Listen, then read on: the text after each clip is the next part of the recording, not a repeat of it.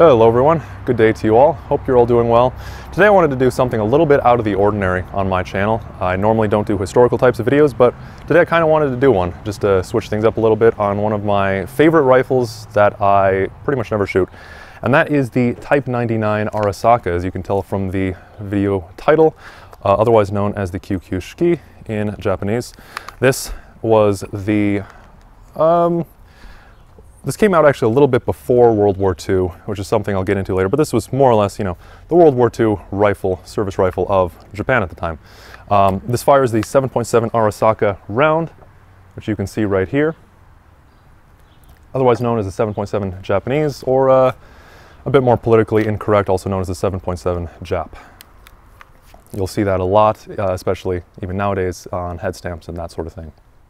And this rifle was originally developed to replace the Japanese Type 38 rifle, which was chambered in 6.5, a little bit smaller, for that exact reason, that it didn't really have as much power as they wanted. So they researched the 7.7, which they were already actually using for their machine guns, and chose to adopt it for their main line of rifles as well. So I think that's a pretty good point. I'll cover more of the history as we go on, but I wanted to start with the ammunition that this uses. So as I already showed you, of course, this is the 7.7 Arisaka round. But for a good comparison, what I have here is a 7.92 or 8mm Mauser Schweres Spitzgeschoss or SS round. And you can see here, there we go, now the camera's picking it up. So you can see there, hopefully, I may need to overlay another photo to show it a bit better, but those are very similar rounds in size, and actually it looks like the case on the 7.7 is a little bit longer. Now interestingly, despite that, I have found that the Arisaka is a significantly more pleasant to shoot gun. I wouldn't say it's it's not light recoiling, but it definitely feels like there's a lot less recoil going on with this than with the 8mm Mauser, which in this case I have a M48 Mauser, Yugoslavian here. Now, of course, that round I did show earlier. This is a modern hand load, whereas the Mauser round was an actual World War II round, as you can see here. What is interesting, speaking about the World War II rounds that Japan used, however, although this is not an actual one, is you'll notice brass. What I wanted to touch on with that is that while Germany experimented with a lot of different materials for cartridges, you had some really exotic ones, including steel case, which has become a lot more common nowadays, as well as just normal brass as well. Japan never really experimented. They always stuck with brass throughout World War II. Big reason for that is they had a major resource shortage, which became more and more apparent as the war went on. Point is, they didn't really have the resources to spare on ammunition like that. Now this Arisaka, there are some people out there who claim that this is a rather weak action, and that couldn't be farther from the truth. Of course, if you're shooting standard 7.7, this will work perfectly fine. I've heard of a lot of stories of people who have sporterized these and converted them up to 30-06, and they're shooting quite a bit higher pressure rounds through them, and they work just fine. A big part of that myth actually comes from people who, GIs who brought back the training rifles. They're pretty hard to distinguish from an actual Type 99. However, if you try to fire real 7.7 ammunition in a training rifle, it will blow up. So that is a big reason why that happened.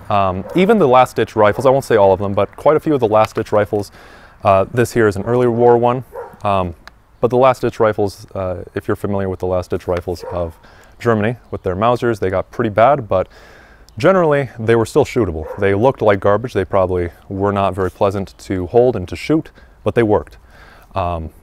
Training rifles did not. But to talk a little bit about my specific rifle here, as I said, this is an early war Type 99 Arisaka made by Torimatsu factory in Nagoya, and you can tell that if you go to this side here. And the way, by the way, that I found out about all this book, I would highly recommend if you're interested in learning about a bunch more of military rifles of Japan in general, but especially the Type 99, the Type 38, ton of information in here. This book by Fred L. Honeycutt. Excellent, excellent book. Has a huge amount of information on all of this stuff. And there's a few graphs as well online by Voigt when you're trying to figure out how to date the rifle specifically as well, that I would highly recommend. You can find those just by Googling his name. But with that out of the way, if you look here on the left side of the rifle, you will notice right there the symbol by my index finger. So that is the symbol for Nagoya, which indicates it was manufactured at that Nagoya arsenal. And then, if you also look, so this is for the date now, if you look to the right side, you have this very little symbol here. I'm not sure if you'll be able to make that out, but that is the katakana symbol or character for Ho. And that is, it indicates the series. Interestingly, Imperial Japan did not use an actual number for the series. Instead, they used these first characters that correspond with an old poem. So yeah, that symbol here indicates Series 5. And then, of course, you have the actual serial number here, just right there in the middle. And that just indicates how far in it was in the series. So that whole symbol indicates it's the 5th series, and then this is the 43,183rd rifle from that series. So quite a lot of rifles there. And this is an all parts matching rifle, which is pretty cool. The bolt and the rest of the rifle do match. I do have the dust cover on here as well, which is not matching, interestingly. And actually, I don't think you can find any that are matching. And there's no real way to distinguish if the dust cover is original to it, aside from how it fits. And on this particular rifle, it fits really poorly. I have it on here just to show it for the video, but if you actually try to aim down the sights with this, you cannot see. The dust cover actually blocks the sights. It kind of jams up the bolt too. It's a really poor fit. And there's some other myths that I do want to talk about later, but to just talk about this one right now, because I just mentioned it, the dust cover. A lot of people claim, so there's a big question, like, why are they all mismatched? Why can you not find one that really fits quite well? A lot of people complain that they rattle a lot, and therefore they theorize that the reason that they're all mismatched is because the Japanese soldiers didn't want these rattling out in the field, so they would take them off and stow them, and then presumably they'd get lost or, you know, mismatched with others. That is very unlikely. The more likely scenario that I've heard a few other people mention is that these dust covers, so let me back up a little bit. So, of course, when these rifles were brought back to the United States, the story goes that when they were on the ships, they had to take out the bolts and the dust covers, of course. As you can see, I'll show how this comes off later, but it is attached to the bolt. So if you take the bolt out of the rifle, the dust cover has to come out too. Presumably, they would have all been thrown into a pile, and if you don't have any markings on these dust covers, it's actually pretty hard to tell these reproduction dust covers apart from real ones. So I assume mine's real. There's no real good way of knowing aside from, you know, kind of wear on it and all that. But basically they all just got mismatched at that point. And that sounds the most credible to me. If you look at photos of the Japanese army from World War II with their rifles, I was browsing a 2 channel a few years ago, and I found a thread of images from back then. I saw a lot of photos of them being ran, and all these dust covers were on even during combat. So that does lend a lot more credence to the second story. These dust covers were, so while this rifle itself was mass produced, generally these dust covers were somewhat fitted to their individual rifles. As I said, if you mismatch them, they're not going to fit very well. I can't even see my sights when they're at this bottom setting right here with this on. But I'll circle back and talk more about the dust cover later. To get back to the rifle itself, as I said, all parts matching. A few parts that are missing are the monopod. Mine does not have that. And it also does not have the aircraft sights. So what I'm referring to there, if you're not too familiar with the Type 99 Arisakas, generally they had a monopod that would attach and go forward of the rifle here, then you could fold it down. Most likely those really did get damaged. They're pretty flimsy, so I could see those definitely getting broken off in actual combat. And same thing with the aircraft sights. The way they worked is you would normally have these two sort of, I guess you could say wings, kind of a weird word to use when I'm talking about aircraft sights, but you had these two little arms, that would be a better word for it, that came out to the sides. Normally they would be stowed and would fold to the top of the iron sight itself. And you could use that to track how fast a biplane was using, or how fast a biplane was flying. They were used extensively in the Sino-Japanese War, so in China, to great effect from what the records say. However, they became increasingly useless as the war went on, especially with the United States, because you cannot shoot down a modern, at the time, fighter with that type of sight. And then the last thing, my rifle did not come with a cleaning rod. You can see I do have one in here. This is just a reproduction one. It doesn't actually thread in all the way. There's a bit of a blockage in my threads somewhere in here. Probably got corroded, I assume, over time, or maybe there's just some gunk in it, but I never really got around to, I didn't want to, you know, do a gigantic disassembly of this, so that's how it is. And that is relevant because on an actual Type 99 Arisaka with its proper cleaning rod, you could mount its bayonet, and this here is a bayonet from Kokura Arsenal, as you can see right here from its symbol. This is in quite good condition as well. But the way it would attach is you would normally, let's see if I can get that on the camera there, you would normally just slide on right here over your barrel, and it almost locks in, but in my case it doesn't, so I do need to take the cleaning rod out.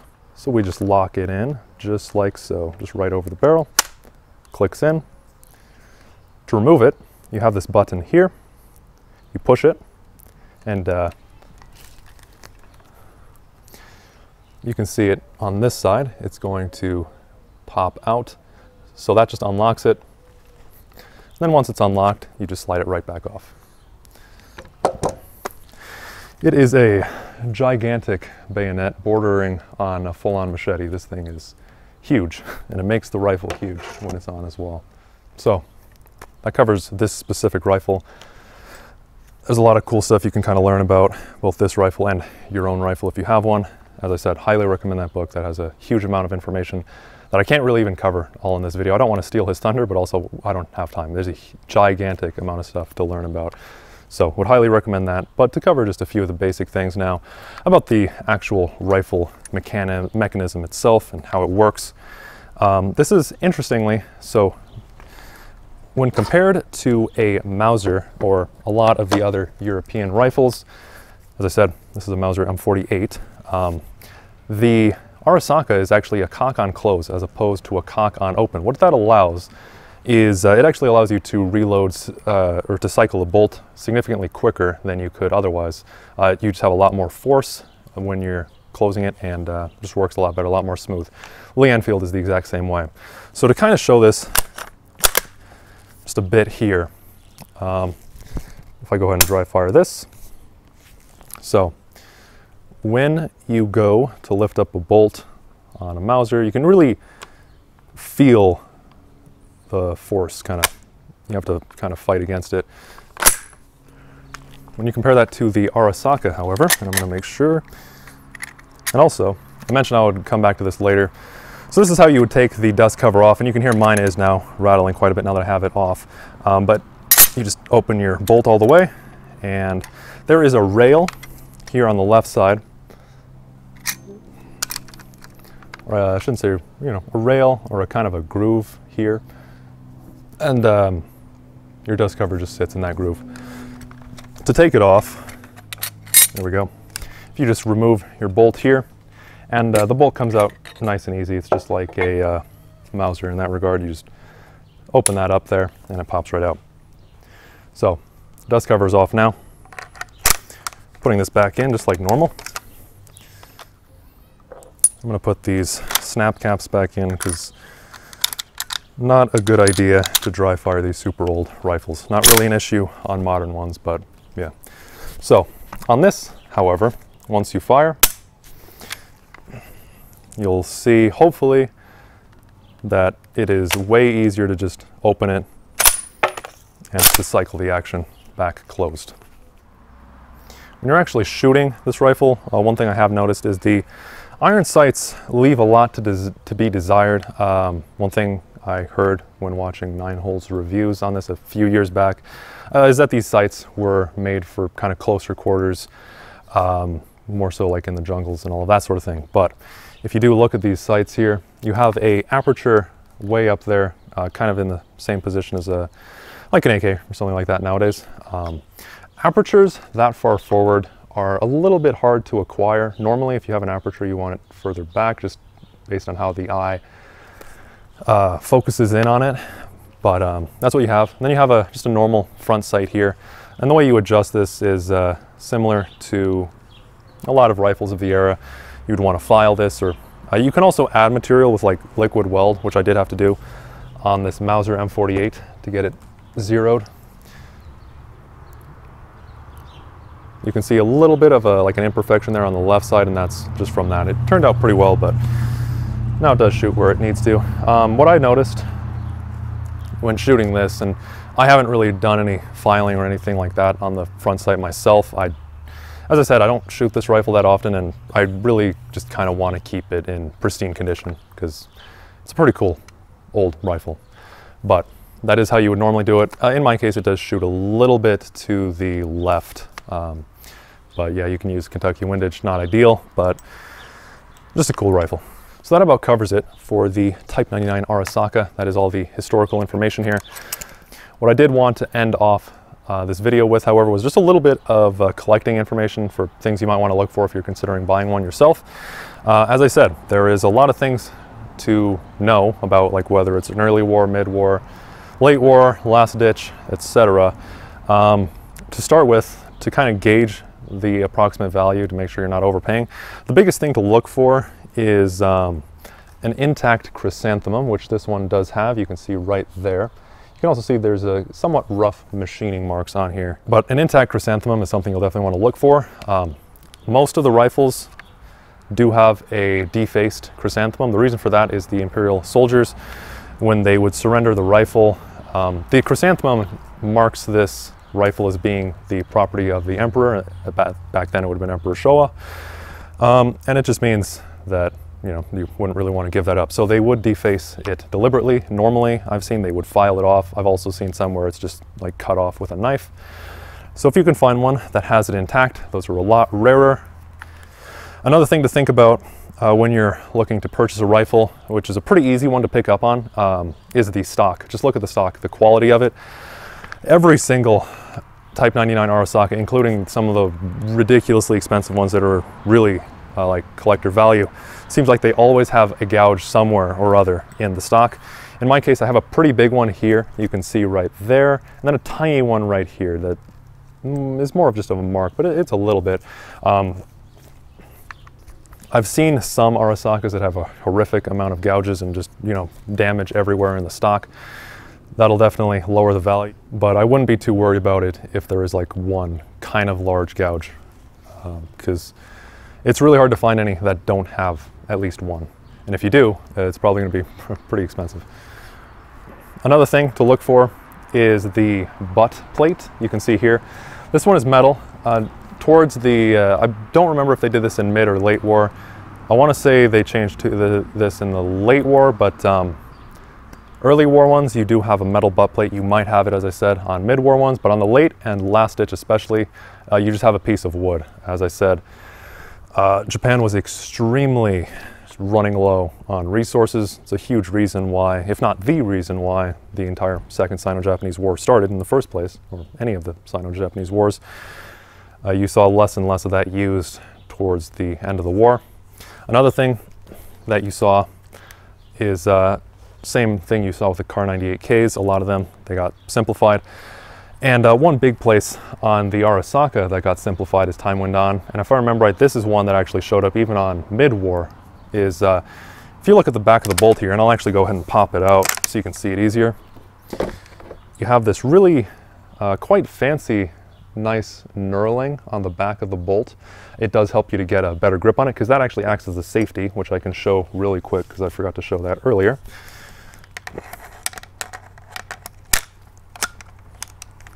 So the way that this safety works, which will be a little hard at this angle, in fact I'll move like this. So right now the rifle is on fire. If you look at this notch right here, it's kind of to the left.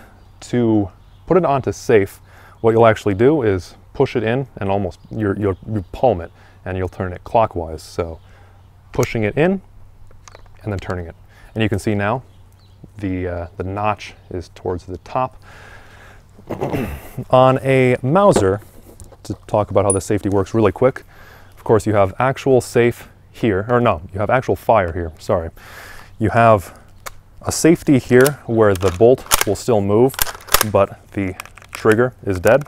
And then you have another safety here when it's all the way to the right where the bolt is locked entirely. However, when you go over to the Arisaka, the safety it's the whole thing. This locks up the bolt as well as disengages the trigger and everything. To take it off is safe. It's actually, I would say it's harder to put it onto safe than it is to take it off safe. To take it off of safe, what you would want to do is push it in and then clockwise, but really you can barely push it and it's already off. This is also how you would disassemble it. When you go to disassemble your rifle, you actually just take this and you push it in and you just keep turning it further than you normally would, and then the whole thing pops out. You can pull this firing pin out through the back and all of that. One thing that you'll want to check, if you shoot your rifle and you have any issues with primers, I had a huge issue when I first got it, and I could not figure out for the life of me what the issue was. And then after I was shooting it for a while, I thought the issue was with the primers on the ammo itself that I was using. So started hand loading ammo and it was working fine. But eventually, just from shooting enough rounds, I went in and did a detailed clean. I took the bolt apart and I found that there was a gigantic amount of just like old oil and gunk that had built up on the firing pin. And I just kind of neglected to check that. So I would definitely check that when you get it. Make sure to actually kind of do a really detailed clean, not just a little one. As I did when I first got it, I just kind of cleaned out the bolt and just the external parts of the bolt, and then cleaned out the barrel, of course.